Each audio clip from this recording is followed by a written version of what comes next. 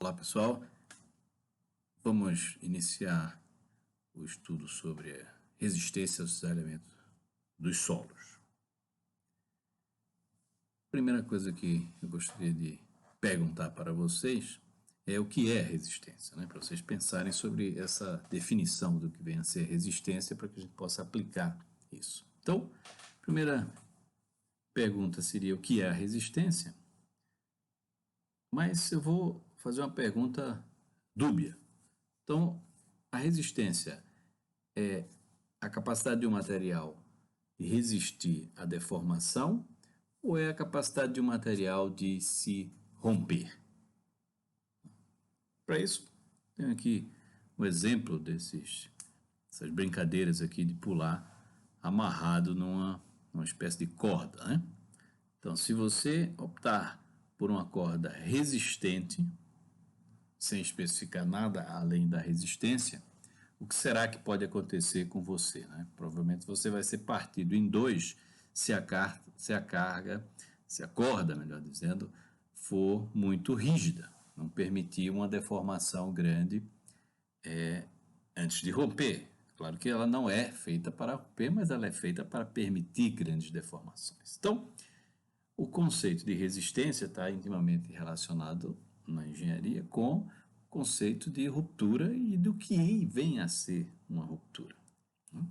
Então, a resistência pode ser definida como a capacidade de um material de resistir uma carga máxima sem antes ele apresentar uma ruptura aparente. Então, nessa imagem que nós temos aqui, claramente nós vemos que houve uma ruptura, né? Então, está bastante aparente, inclusive interceptou uma estrada. Então, não há dúvidas que, nesse caso, eu tenho uma ruptura. Mas será que é interessante nós definirmos e usarmos a resistência dessa forma? Então, temos que pensar sobre isso. Então, se eu mostrar para vocês essa ilustração aqui, vocês já podem perceber que isso aqui é uma rodovia também, né?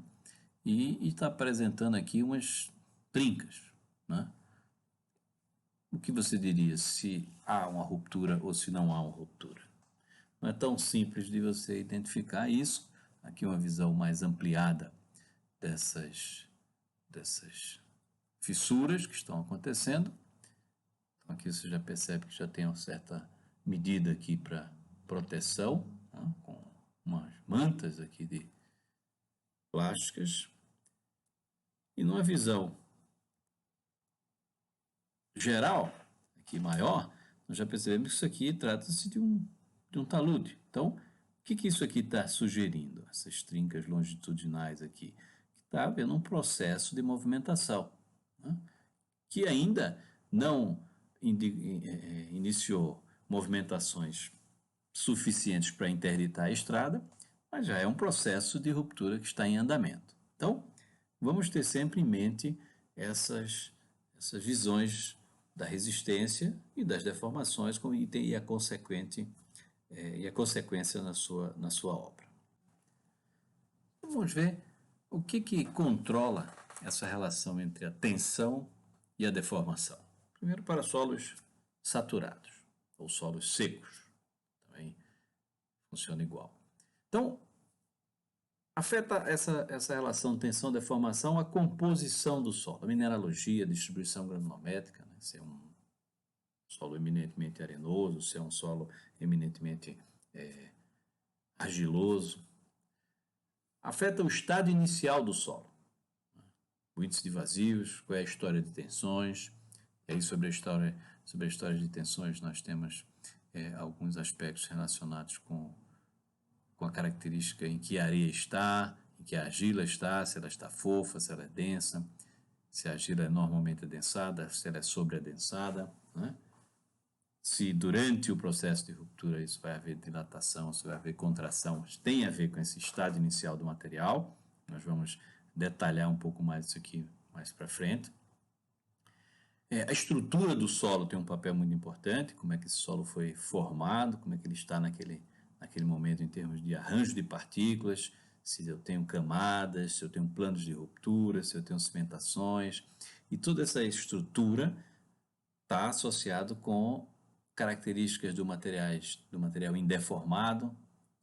Se o material está deformado, tudo isso reflete-se na determinação dos parâmetros, se o material é um material compactado, se ele apresenta uma estrutura floculada, se ele é estratificado, se ele se comporta isotropicamente ou anisotropicamente, tudo isso se relaciona com a estrutura do material. Também afeta essa relação tensão-deformação o carregamento. Se for um carregamento drenado, se for um carregamento não drenado, né, a velocidade com que você está carregando o seu solo vai induzir uma saída mais fácil da água, induzindo uma situação drenada ou uma dificuldade da saída da água, gerando poropressões e, portanto, uma situação não drenada. O nível de tensão também afeta a velocidade de carregamento, que também está associada aqui à condição se ela ser drenada ou se ela ser não drenada. Se o carregamento é um carregamento estático, se é um carregamento dinâmico. E o estado de tensão de uma maneira geral. Confinamento, em que profundidade esse material está, essa obra envolve quais níveis de tensões. Então, tudo isso é importante para a curva, para a relação tensão-deformação. Vamos analisar a parte da resistência que é devido ao atrito. O solo é um meio particulado e a força de atrito ela vai agir para impedir o movimento entre duas partes desse solo.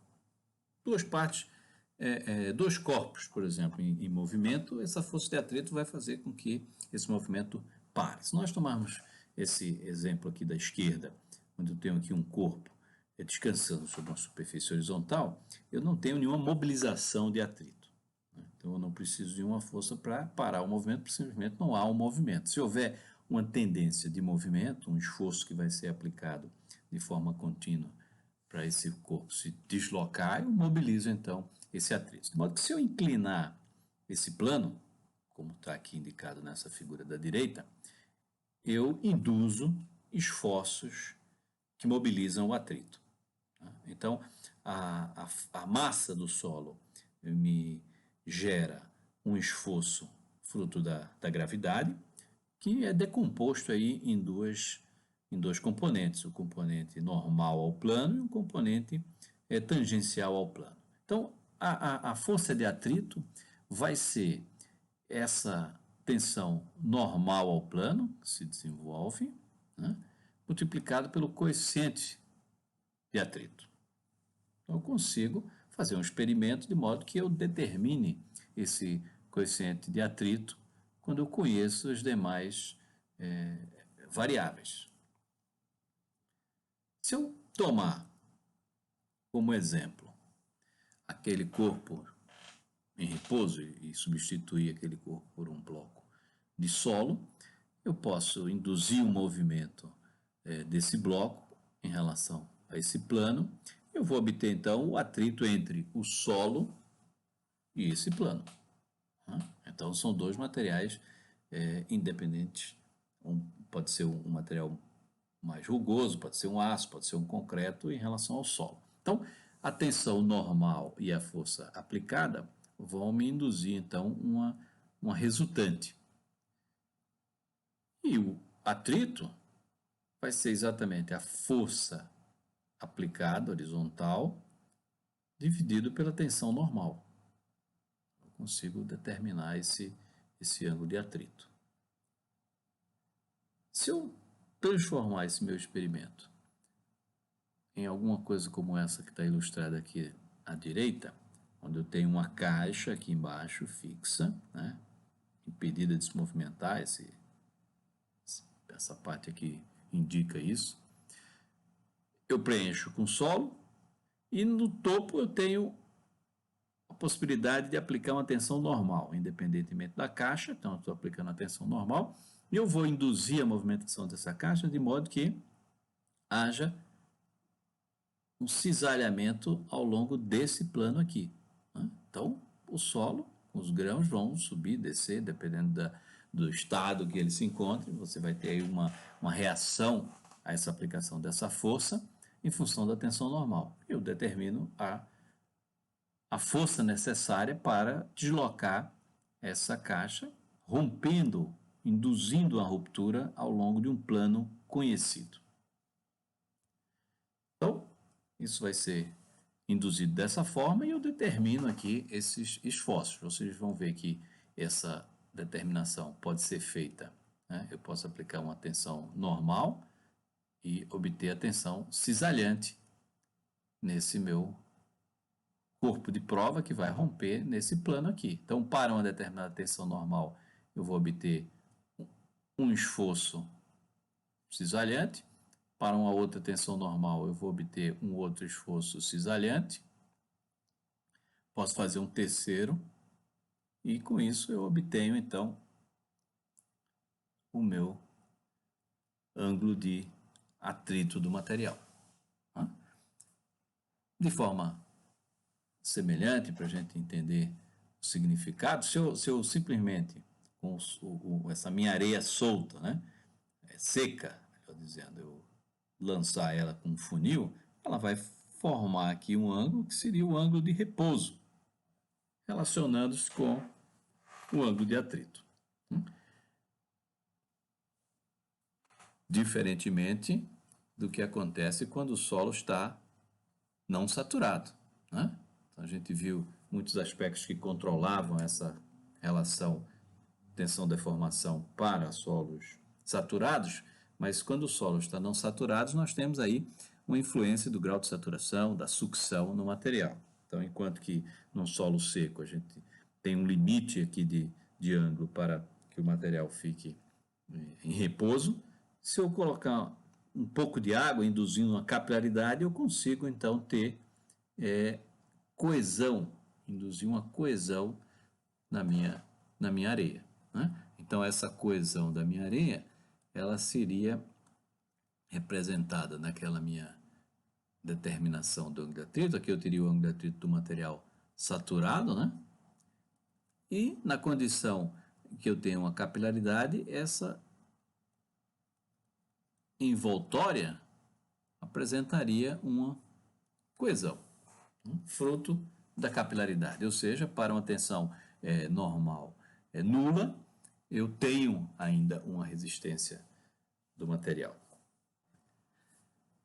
Vamos ver como é que nós representaríamos ou avaliaríamos a resistência do material sob determinadas situações, começando pela água, né? Então, a água tem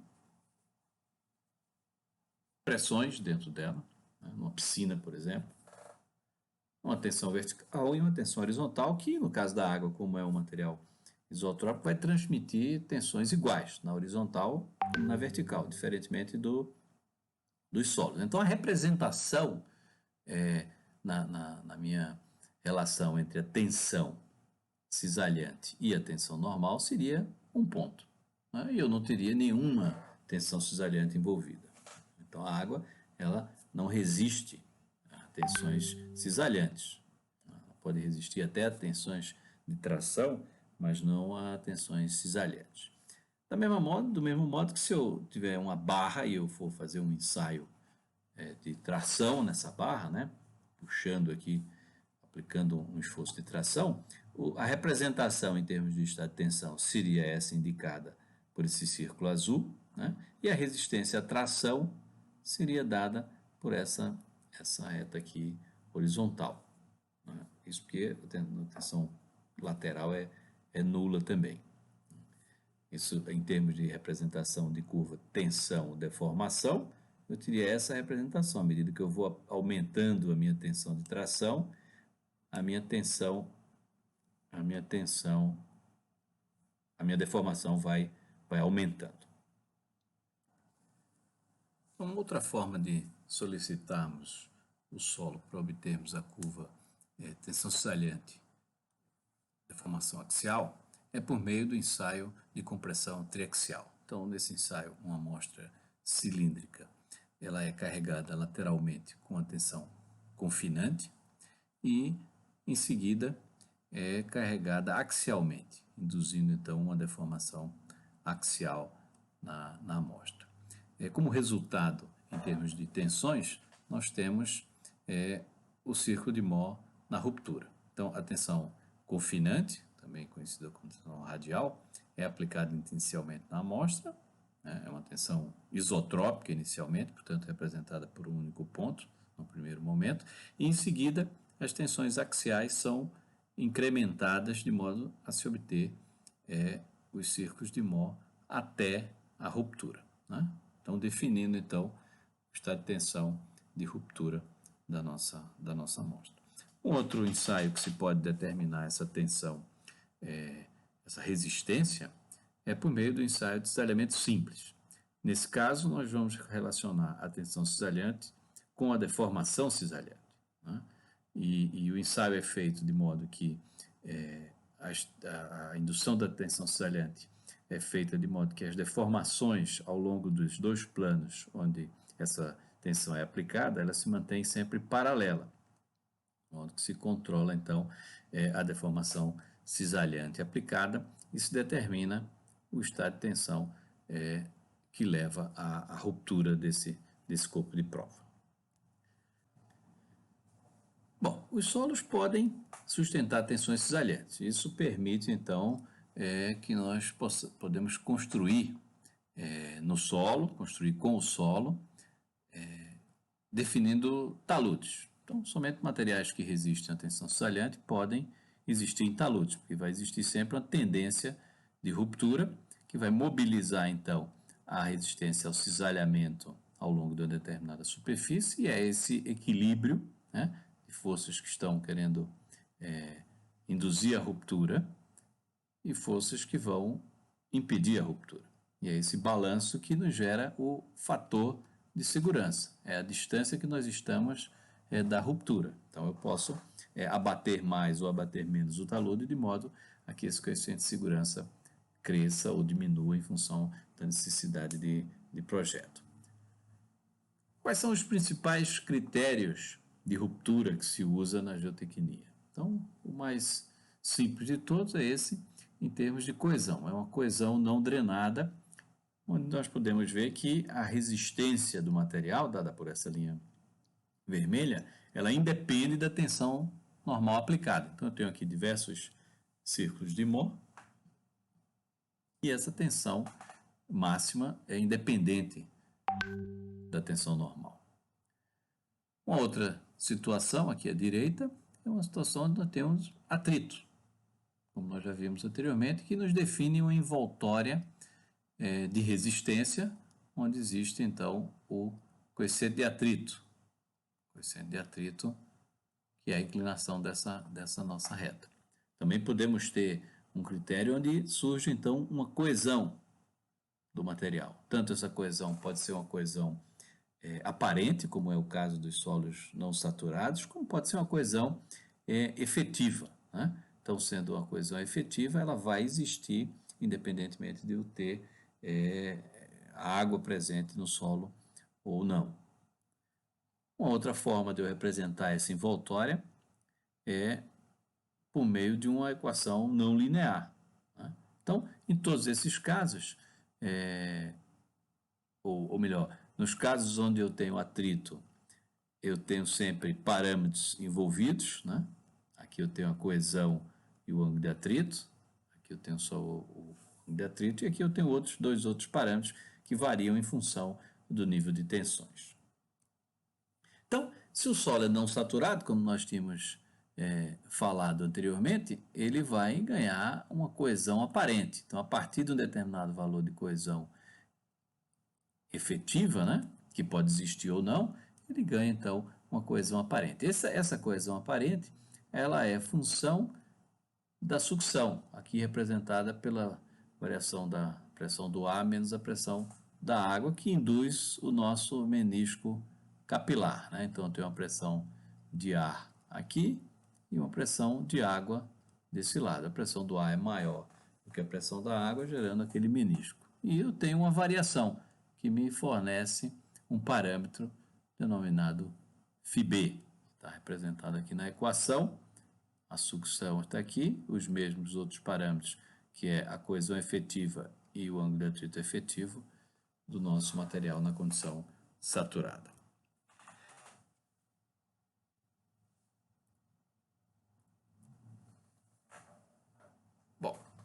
o comportamento tensão-deformação está associado com a rigidez e com a resistência, como nós vimos no começo. Então, para analisar qualquer tipo de estrutura, é necessário eu conhecer essa tensão, essa relação entre a tensão e a deformação. E essa relação pode ter várias formas, dependendo do material e do carregamento imposto, como nós vimos anteriormente. Então, para ilustrar outros parâmetros que nós temos que determinar por meio da obtenção da curva tensão-deformação, eu tenho aqui à esquerda o resultado de um ensaio onde eu tenho a representação da tensão cisalhante pela deformação axial, uma curva aqui em vermelho representando esse ensaio que foi feito atingindo-se então uma tensão cisalhante máxima, e eu obtenho aqui informações sobre os módulos. Então eu tenho aqui o módulo inicial, né? O módulo de deformabilidade dado pela resistência ao cisalhamento dividido pela deformação axial específica.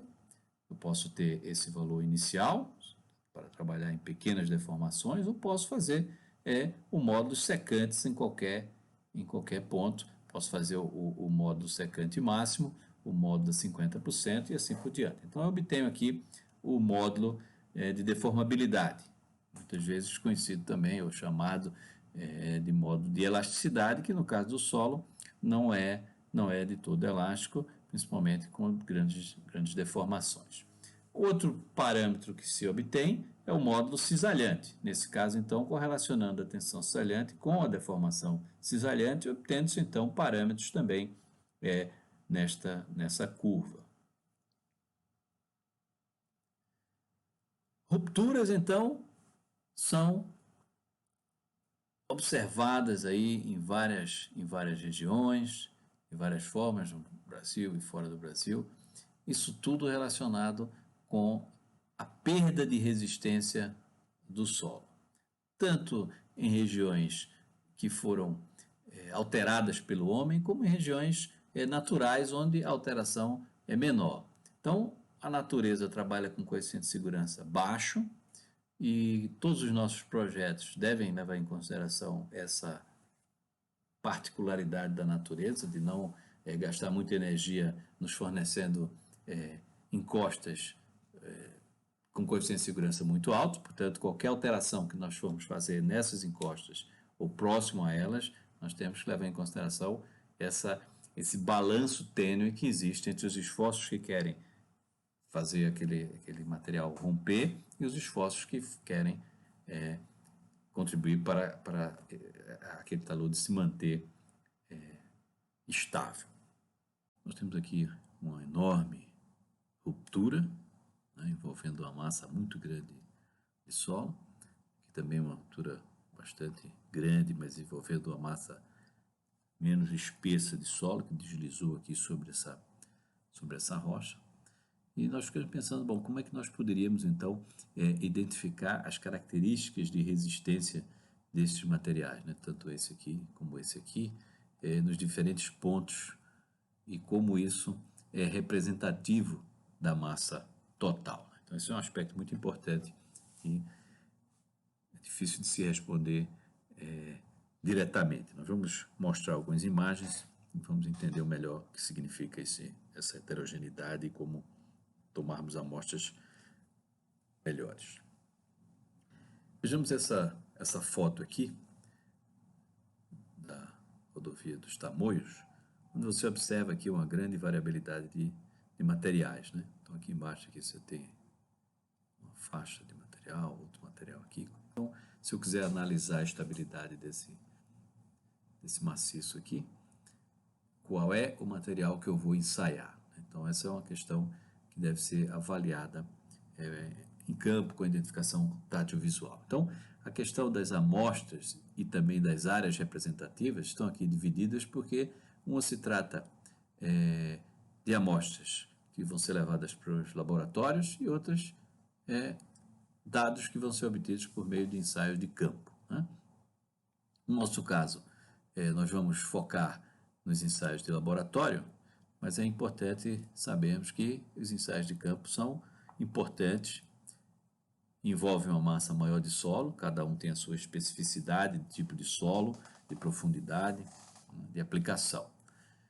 No caso das amostras que vão ser obtidas para o laboratório, nós temos aí amostras que são obtidas por meio de sondagem, utilizando amostradores, por meio de blocos, retirada de blocos, posso fazer uma escavação e durante até o processo tirar blocos, amostras que são compactadas ou amostras que são reconstituídas. Então, tudo isso são materiais que são obtidos em campo ou compactados em laboratório, ou obtidos de aterros compactados ou amostras reconstituídas em laboratório, que são utilizadas em ensaios de laboratório para caracterizá-las em termos de resistência, né? Obviamente que se pode fazer ensaios de compressibilidade, ensaios de condutividade hidráulica, né?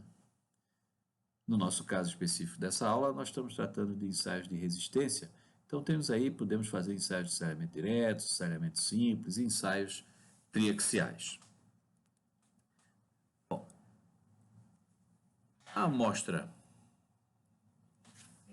indeformada, ela é chamada indeformada porque o que nós queremos é obter uma amostra que não sofra nenhuma deformação ao ser retirada de campo.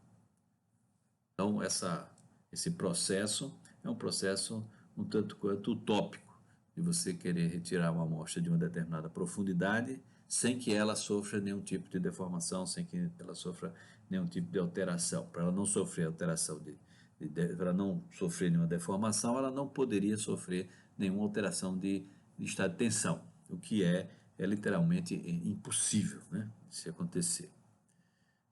Então, eu tenho aqui uma amostra de solo numa determinada profundidade. Imagine que eu queira tirar uma amostra aqui nessa profundidade indicada aqui. Para isso acontecer de forma indeformada, eu teria que começar a substituir as tensões que estão lá, né? Então, inicialmente eu teria que tirar as laterais e já substituir aqui por uma tensão horizontal, né? E, em seguida, substituir também a tensão vertical. Isso não é possível de acontecer, eu não posso fazer essas etapas nem por um caminho nem por outro. Então, essa é uma dificuldade grande. No entanto, ainda assim, nós queremos testar essa amostra com relação ao comportamento dela sob as tensões de campo ou sob as tensões que ela será submetida numa determinada obra. Nessa figura aqui, que é um pouco caótica, tem esse objetivo até mesmo para mostrar para vocês a dificuldade que é tanto de você interpretar o que acontece num processo de retirada de amostra, como para mostrar de fato como é que a amostra sofre com todo esse processo, né? Então, esse gráfico aqui ilustra a relação entre a tensão vertical menos a tensão horizontal dividida por 2, né? Tensão cisalhante induzida, e aqui a média das tensões verticais e horizontais. Começando aqui por uma situação de campo, onde a amostra se encontra lá nesse ponto aqui do campo. Esse é o ponto que está lá, e nós vamos retirar para determinar os parâmetros. Se antes de tirarmos a amostra, nós imaginássemos que pudéssemos fazer o ensaio naquela amostra, daquele jeito que ela está ali, ela seguiria esse caminho aqui, o ensaio não drenado, né? Seguiria esse caminho aqui e apresentaria esse resultado aqui de resistência.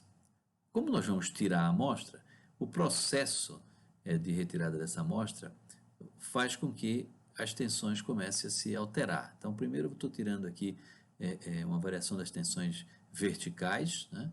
Isso induz aqui uma modificação do estado de tensão, levando aqui para esse estado de tensão 2. Esse processo todo induz uma espécie de carregamento triaxial por compressão, depois um processo por extensão, né? Depois novamente. Então, existe um zigue-zague aí de tensões na nossa amostra, até o ponto em que a gente vai extrair o tubo, né, o amostrador do campo. Então, tudo isso aqui seria a cravação, e agora aqui nós teremos a amostragem, né, que ainda está gravando o solo entrando, penetrando dentro do amostrador, depois a retirada disso. Então vamos separar da base, então você imagina todo esse processo dentro de um solo. Depois nós temos o transporte, temos a moldagem do corpo de prova e finalmente nós chegamos num ponto aqui que é a amostra pronta para ser ensaiada, né? Então veja que ela sai desse ponto aqui, desse estado de tensão, e vem parar nesse outro estado de tensão aqui.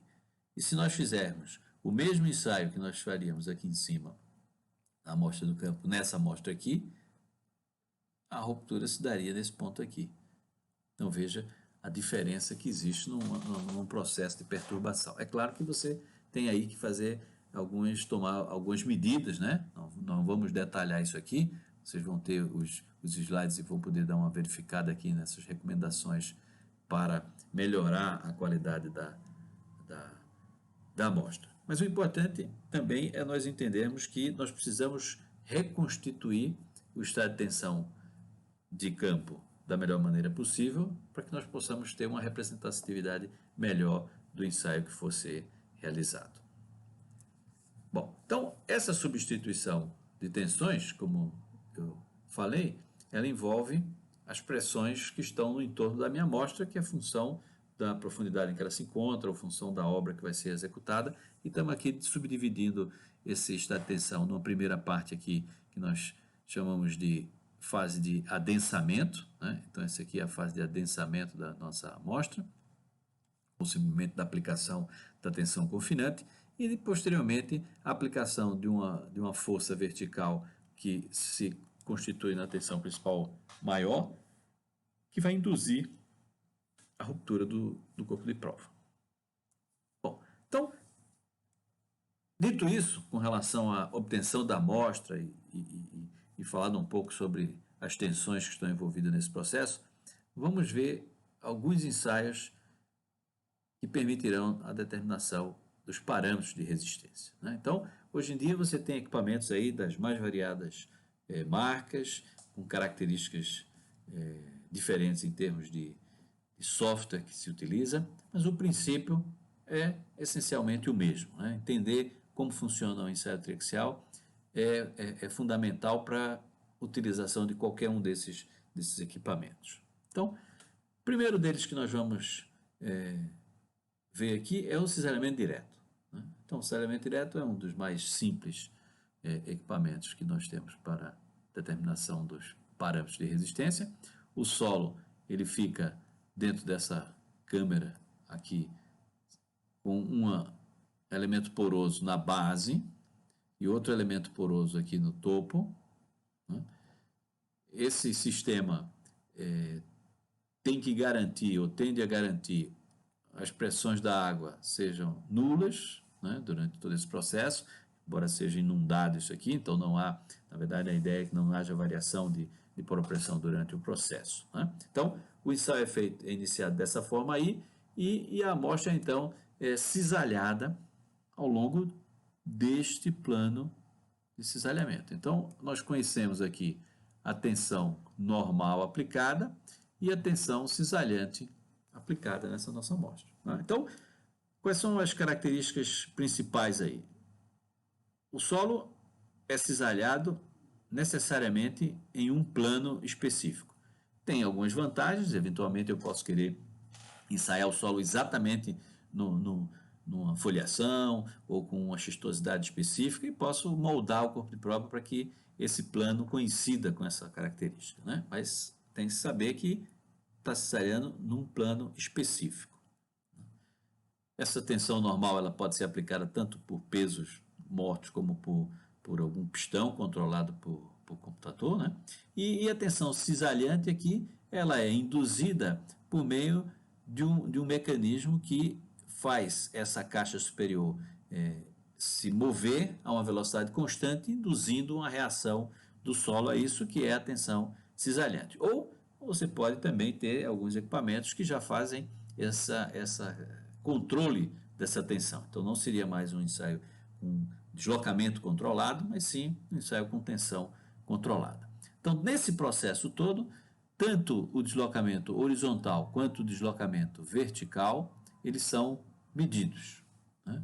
Então, deslocamento horizontal, que é exatamente essa distância aqui de movimento da caixa em cada momento, e o deslocamento vertical, fruto da eventual estado do solo, que pode fazer com que essa caixa tanto aumente de altura, né, se suba, ou, ao contrário, pode fazer com que ela se diminua de altura. Então, tudo isso vai depender das características do solo no plano de ruptura. Então, nós temos aí drenagem também pelo topo e pela base.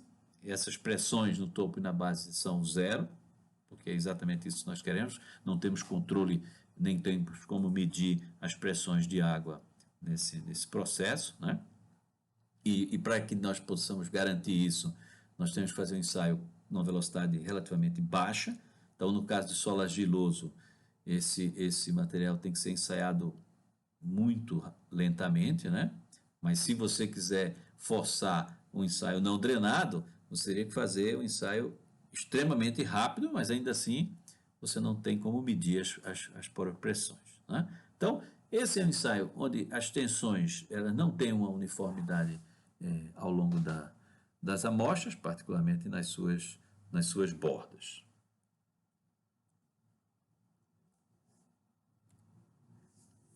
Como resultado desses ensaios, nós temos as curvas tensão-deslocamento. Então, um ensaio feito com uma tensão normal, outra tensão normal e uma terceira tensão normal vai lhe fornecer curvas tensão-deslocamento, não é deformação. No caso do desalhamento direto, não se plota deformação, se plota deslocamento, portanto, não conseguimos determinar módulos de deformabilidade. Então, nós temos essas curvas e, ao atingirmos o pico ou um valor estabelecido de resistência, né? Então, nesse caso aqui desse nosso gráfico, nós não temos pico, né? Então, pode ser a representação, por exemplo, de uma areia fofa.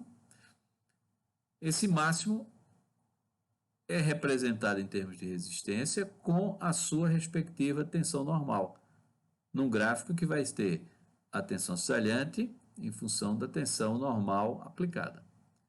Então, nós temos o resultado do primeiro ensaio, do segundo ensaio, do terceiro ensaio, e essa reta que conecta esses pontos é a envoltória de resistência dada por essa expressão aqui, que nesse caso não apresentou nenhuma coesão, né? Então, é um solo que tem aí o ângulo chamado ângulo de atrito, né? Que em geral é representado por φ, né? Aqui poderia ser representado pelo ângulo φ. Bom, então, o ensaio triaxial, né, convencional, que é o que nós vamos abordar aqui de forma mais direta, ele é mais sofisticado do que o ensaio de desalhamento direto. Então, ele é muito mais versátil do que o ensaio de desalhamento direto, né? Ele pode determinar parâmetros de adensamento, além dos parâmetros de resistência, e também pode determinar a condutividade hidráulica. Então, ele tem uma versatilidade muito grande, e hoje, com sistemas de computador, de controle por computador e os seus respectivos softwares, isso fica mais simples, né? Uma vez que você conheça o software. Nem sempre é uma coisa fácil mudar de um software para outro em equipamentos triaxiais. Então, eles têm o mesmo conceito, mas os softwares podem tornar um pouquinho mais difícil essas mudanças. Bom, então, esse equipamento triaxial, ele consta de uma câmera, né? Aqui nós temos essa câmera representada aqui nessa figura aqui da direita, e a amostra fica colocada em um pedestal, onde ela é protegida por uma membrana de borracha, né? Selada aqui por anéis, e, portanto, ela fica isolada dentro desse sistema. Nessa câmara entra água, né, ou um fluido qualquer, em geral é água, que se coloca aqui hoje em dia, se preenche com água. Temos aqui dois elementos porosos, Veja que de forma semelhante ao saneamento direto, onde a água vai poder drenar por essas extremidades. E temos o pistão, onde vai ser aplicado, então, a tensão vertical principal maior, sigma 1, e a sigma 3 vai ser aplicado por meio desse líquido que está aqui dentro, que é o sigma 3, vai aplicar uma tensão confinante. Todo esse sistema tem sistema de drenagens, onde você pode medir as pressões da água que estão dentro da amostra. Então, diferentemente do saneamento direto, que nós não conseguimos ter esse controle, aqui nós temos esse controle. Então, tanto para permitir a drenagem, medindo variações de volume, então eu posso aqui medir variações de volume da água que está entrando, que está saindo do corpo de prova, ou posso medir as pressões desenvolvidas caso eu restrinja a saída de água, ou impeça a saída de água, fazendo com que o ensaio seja um ensaio não drenado. Então, a amostra ela é comprimida isotropicamente, né? Aplicando-se então essa tensão confinante. Depois desse processo, a amostra vai sofrer um adensamento, né, nos ensaios em que isso é permitido. Em seguida, é colocado, então, o pistão é colocado em contato com esse cabeçote, onde ele vai transmitir, então, as tensões sigma 1, né, induzindo o processo de ruptura da amostra, né? Isso pode ser feito, esse processo de selhamento pode ser feito de forma drenada ou não drenada, então, dependendo do tipo de material, ele vai permitir a água sair ou a água entrar. Se eu não permitir a água sair ou se eu não permitir a água entrar, eu estou fazendo um ensaio não drenado, o que vai acontecer é desenvolvimento de poropressões que podem ser positivas ou negativas, né? Esse carregamento, ele tanto pode ser feito controlando-se a tensão que está sendo aplicada, como pode ser feito também controlando-se a deformação que está sendo induzida na amostra, né?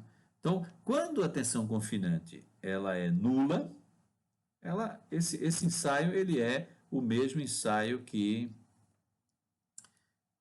nós conhecemos como compressão simples. Então, vamos apresentar aqui alguns detalhes do equipamento artificial. Nós vimos já a visão geral dele, agora mais especificamente aqui os detalhes, onde nós temos o solo, né, os dois elementos porosos, a membrana que está protegendo ele do líquido que vai ser utilizado para aplicar a tensão confinante, né, geral água, e o sistema de drenagem. Nesse sistema de drenagem nós temos um transdutor de pressão, que pode medir a pressão caso o nosso ensaio seja não drenado, então essa válvula aqui é fechada. E por outro lado, se o ensaio é drenado, então a água pode sair do corpo de prova ou pode entrar do corpo de prova, nós temos um sistema que mede o volume. Então nós temos como saber se o corpo de prova está aumentando de volume ou está diminuindo de volume. De modo que se essas válvulas estão fechadas, o ensaio é não drenado e eu meço as pressões que se desenvolvem. Se as válvulas estão abertas, o ensaio é drenado e eu meço então o volume, aumento de volume ou diminuição de volume. Então, esses ensaios eles vão fornecer para nós a envoltória de resistência. Não? Essa envoltória de resistência é a tensão selhante em função da tensão aplicada, a tensão confinante aplicada e a tensão principal maior, formando o círculo de Mohr de cada um dos ensaios. Então, diferentemente do ensaio de desalhamento direto, que nós só tínhamos o estado de tensão em um plano, aqui nós temos o estado de tensão em qualquer um dos planos, né? Então, se nós fizermos o ensaio com a tensão confinante sigma 3, com esse valor que eu estou marcando aqui em vermelho, ele primeiro sofre um processo de adensamento, né? Então esse processo de adensamento ele altera o índice de vazios da amostra e em seguida ele induz as aplicações da tensão vertical, né? Então primeiro aplicação da tensão confinante e depois acréscimos de sigma 1 até a amostra e a ruptura. Então, esse acréscimo vai criando aqui pequenos círculos de Mohr a cada incremento, né, até se chegar na ruptura, né? Então, na curva, agora sim, tensão, deformação, né, que se eu plotar aqui uma curva tensão, deformação para o ensaio, eu vou ter um resultado como esse aqui, né, para uma determinada tensão confinante. Se eu fizer com a outra tensão confinante, eu tenho um outro resultado e assim sucessivamente. Então, eu tenho tensões confinantes crescentes que estão identificadas aqui, que vão me dar círculos de Mohr diferentes. Essa linha que tangencia esses círculos de Mohr é a nossa envoltória e, portanto, definindo aí o ângulo de atrito e, nesse caso, também a nossa coesão. Bom, os ensaios triaxiais, ele tem nomenclaturas, e nós já falamos, utilizamos algumas delas aqui, agora vamos definir com mais precisão essas nomenclaturas. Então, o ensaio triaxial, ele tem duas fases. Uma fase onde nós aplicamos a tensão confinante, né? E uma outra fase em que nós aplicamos o carregamento que vai induzir o cisalhamento. Então, na fase 1, é preciso saber, a drenagem será aberta ou fechada nessa fase? Bom, se a drenagem for aberta, sim, a drenagem é aberta. Então, o ensaio é um ensaio adensado. Se, por outro lado, a drenagem não for aberta, ele será um ensaio não adensado. Ou seja, eu vou aplicar uma tensão confinante e não vou permitir que, sob aquela tensão confinante, a água saia do meu corpo de prova. Então, será um ensaio não adensado. Se eu permitir que a água saia, será um ensaio adensado. No caso do cisalhamento, eu também, durante essa fase, eu tenho que saber, ela vai ser drenada ou não. Se ela não for drenada, então ela não é drenada.